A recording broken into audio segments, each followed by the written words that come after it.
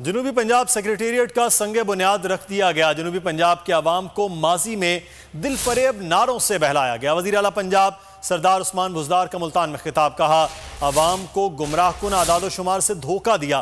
سابق حکومت نے فنڈز کو دیگر شہروں میں منتقل کر کے زیادتی کی۔ وزیر اعظم عمران خان کی قیادت میں جنوبی پنجاب کے عوام کو ان کا حق واپس کر رہے ہیں۔ کسان کارڈ سے کاشتکاروں کو ریلیف ملے گا۔ وزیر اعلیٰ پنجاب نے کہا وہ جنوبی پنجاب سیکریٹریٹ اور ملتان ڈیولپمنٹ پیکج کی منصوبوں کی خود نگرانی کریں گے۔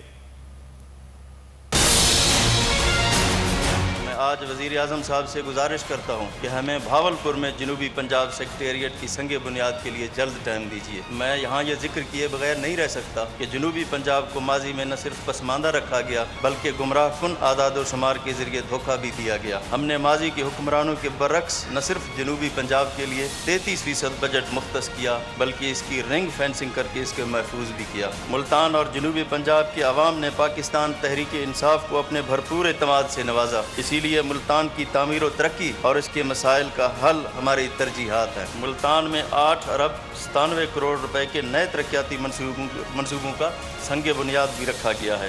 زراعت کے فروغ اور زرعی پیداوار کے اضافے اور کاشتکار بھائیوں کی معاونت کے لیے حکومت پنجاب کاشتکاروں کو کسان کارڈ کے ذریعے ان پٹ پر براہ راست سبسڈی دے رہی ہے۔